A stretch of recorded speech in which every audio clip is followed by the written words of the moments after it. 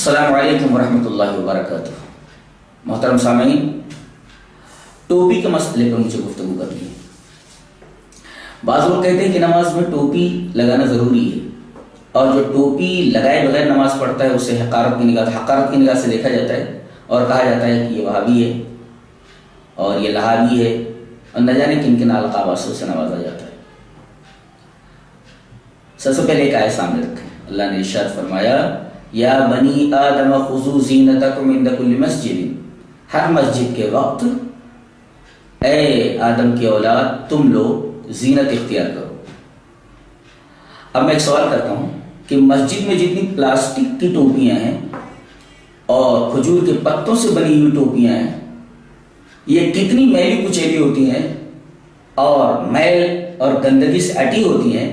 آدمی وضو بنا کر کے جیسے ہی مسجد میں داخل ہوتا ہے وہ ٹوپی وہاں سے اٹھا کر کے اپنے سر کے اوپر رکھ لیتا ہے۔ بتائیے یہ اس آیت کے مطابق ہے؟ اللہ نے تو فرمایا کہ زینت اختیار کرو، اور تم نے وہ گندی ٹوپی پلاسٹک کی یا اسی طریقے سے کھجور کی اٹھا کر کے اپنے سر کے اوپر رکھ لی۔ بتائیے کیا اس طریقے کی ٹوپیاں پہن کر کے آپ کسی شادی کی تقریب میں جا سکتے ہیں، یا کسی ایسی تقریب میں جا سکتے ہیں جہاں پر معزز حضرات موجود ہیں؟ ظاہر ہے کہ ایسی ٹوپیاں پہن کر آپ ان تقریبات میں نہیں جائیں گے، اس لیے کہ یہ زینت نہیں ہے۔ اس لیے کہ ایک تو یہ عجیب و غریب قسم کی ٹوپیاں ہیں، پلاسٹک کی ٹوپیاں، اور اسی طریقے سے کھجور کے پتوں کی ٹوپیاں، اور دوسرے میل کچیل سے اٹی ہوئی ہوتی ہیں۔ تو میل کچیل سے اٹی ہوئی اس قسم کی واہیات ٹوپیاں یہ زینت کیسے ہوگی؟ اور اللہ تعالیٰ نے تو نماز کے وقت زینت کا حکم دیا ہے۔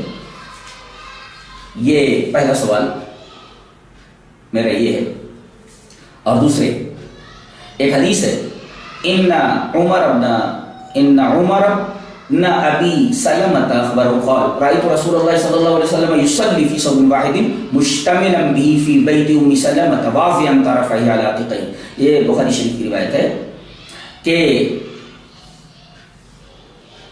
راوی یہ کہتا ہے کہ میں نے رسول اللہ صلی اللہ علیہ وسلم کو نماز پڑھتے ہوئے دیکھا کہ آپ ایک ہی کپڑے میں نماز پڑھ رہے ہیں، فی صوب واحد، اور مشتملا بھی آپ نے اس کپڑے کو لپیٹ رکھا ہے، اس سے آپ لپٹے ہوئے ہیں، اور یہ نماز آپ ام سلمہ کے گھر میں پڑھ رہے ہیں، اور اس ایک کپڑے کو اس طرح آپ نے پہن رکھا ہے کہ نیچے سے آپ نے لپیٹ لیا ہے اور اس کو کندھے کے اوپر رکھ کر کے باندھ لیا ہے، واضعا طرفی علی عاتقیہ، یعنی ایک ہی کپڑے میں آپ لپٹے ہوئے ہیں مشتملا بھی، اور کپڑے کے دونوں طرف کو اپنے کندھوں پر ڈال لیا ہے۔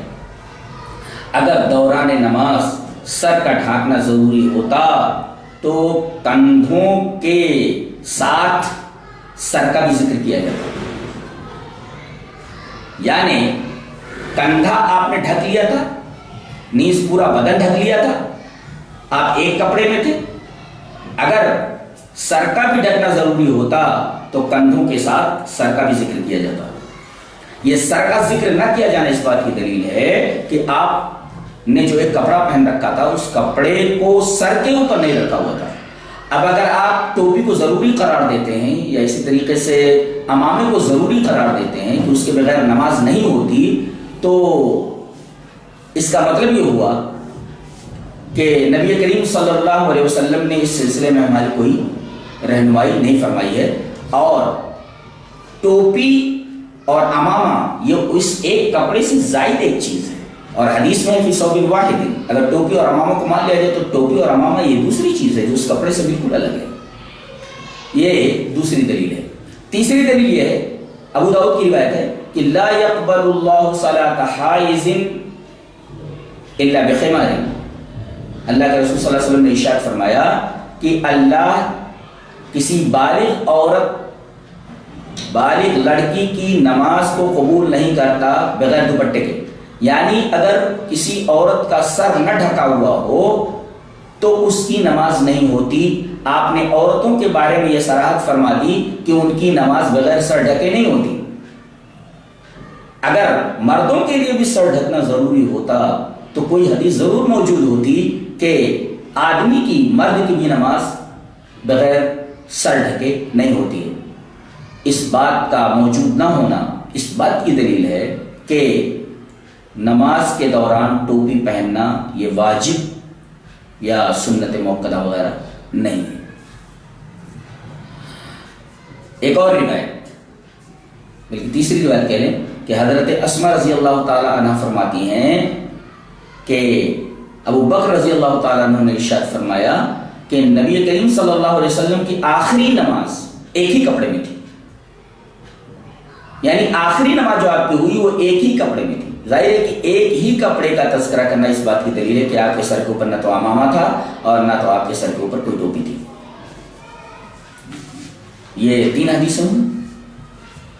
اگر ٹوپی نماز کے شرائط میں سے ہوتی تو استحباب کا قول صحیح نہ ہوتا۔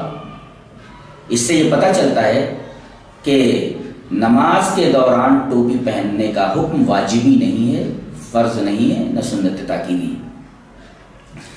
علماء کے فتاووں میں سے میں نے دیکھا کہ ڈاکٹر محمد نجیب قاسمی سنبھلی صاحب کہتے ہیں کہ عمامہ اور ٹوپی پہننا واجب یا سنت موقدہ نہیں ہے۔ چلیے ایک قاسمی کا فتویٰ آپ کے سامنے۔